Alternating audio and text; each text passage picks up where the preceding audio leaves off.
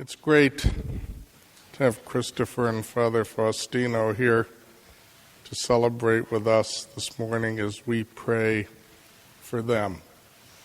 And I'll have one final comment about these two fine priests. I keep ordaining Christopher in advance. I have a certain favoritism toward him because he's built like me. So that helps. Anyway, toward the end, I'll have something to say about Father Faustino and Christopher here, whom the Lord has called to be a priest. 3 points this morning about being outside the camp. We heard the book of Leviticus, the Jewish law, that if someone had the disease of leprosy, that person was unclean, and they had to cry out if they saw anyone coming near them. They had to cry out, "Unclean, unclean, stay away from me." And they had to live outside the camp because they were unclean and they shouldn't spread their disease. Outside the camp was like quarantine, but it was also a place of isolation and shame over the leprosy. They had to live apart outside the camp.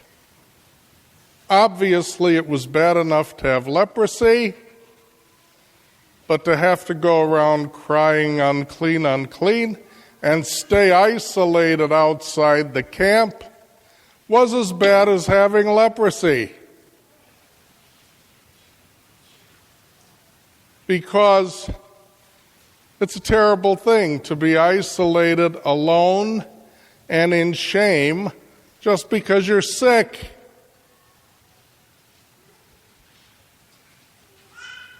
And Jesus has pity on the person who would suffer in this way. We see it in the gospel. That brings us already to the second point. And what does Jesus do? He heals the leper. And he says, "Go show yourself to the priests." Why?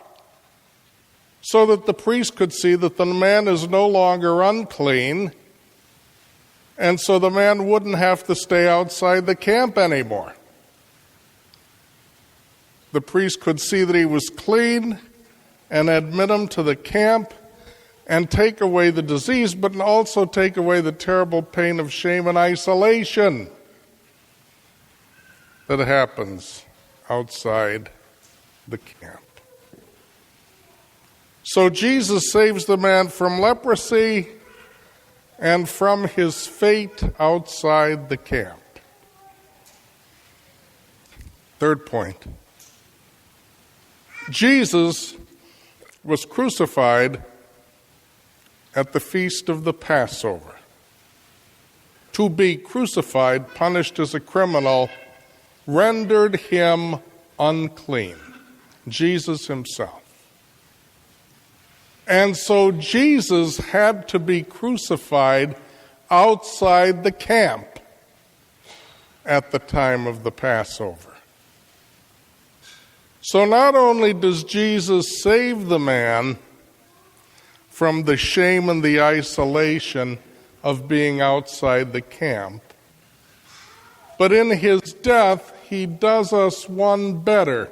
He goes outside the camp to die on the cross, and he makes that horrible place of shame and isolation outside the camp into the place of salvation.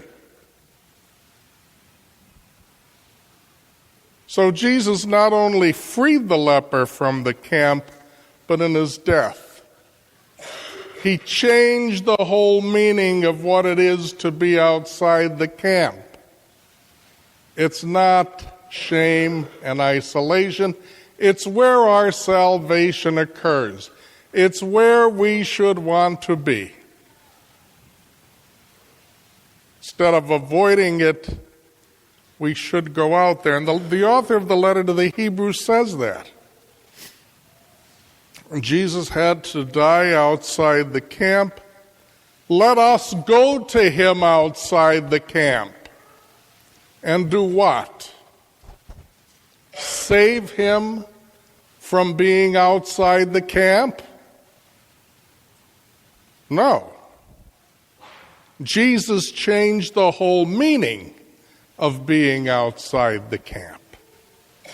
Let us go to him outside the camp, bearing the insults that he bore.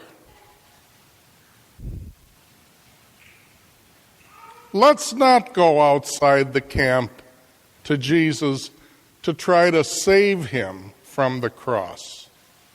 The cross changed the meaning of outside the camp. Let us go to him outside the camp, bearing the insults that he bore. Let us go to him outside the camp to suffer with him.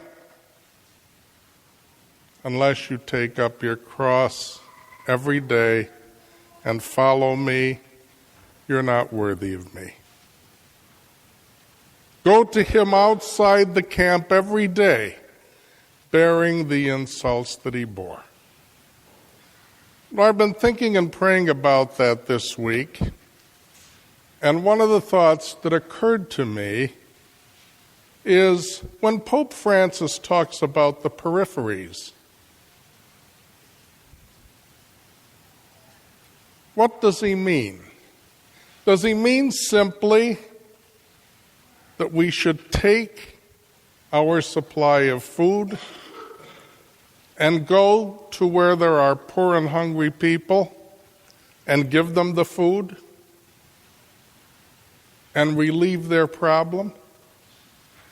Does he mean that? Well, we should do that in charity. But the Christian going out to the camp is less about bringing food and more about bringing companionship in suffering. Let us go to him outside the camp, not first of all to take him down from the cross. Let us go to him outside the camp to suffer with him, to take up our own cross. And I thought to myself, maybe that's what Pope Francis is talking about when he talks about going out to the peripheries. Because I've been worried about what he means by that. Well, I got my reward today on that.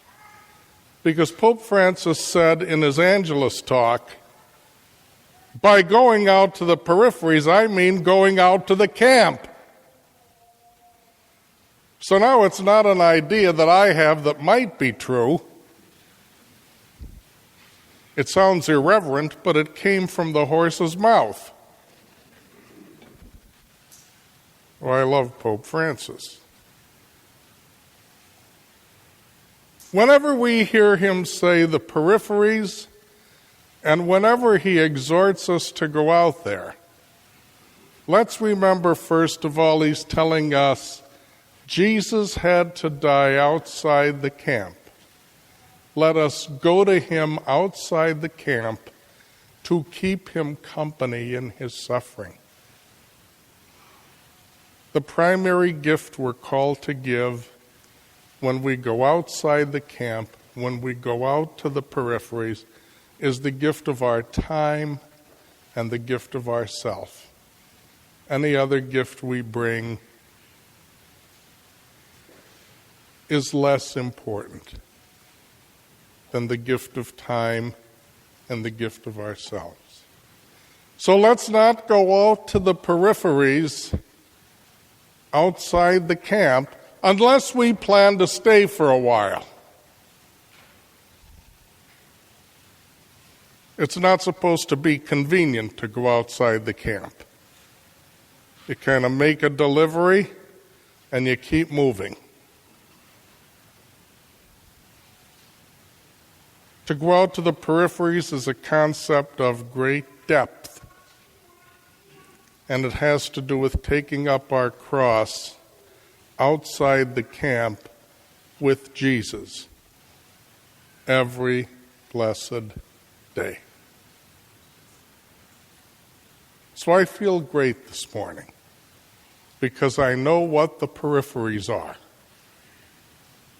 And I hope that you do too.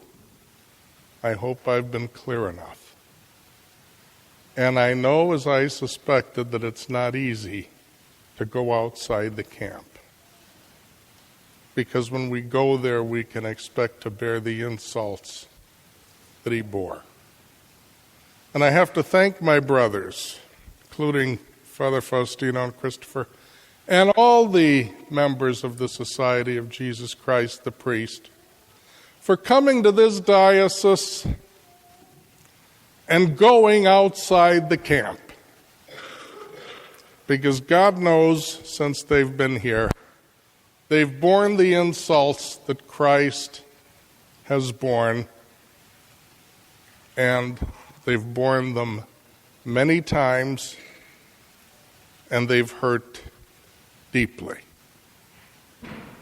But they know, very much in the spirit of their founder, that salvation is not found in the easy, comfortable places. Salvation is found where Christ redeemed the world outside the camp, on the peripheries. We should all pray for these good priests every day.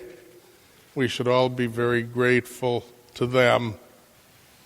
And we should remember that if we claim to go out to the peripheries, we really don't, unless we stay a while there and suffer with Jesus.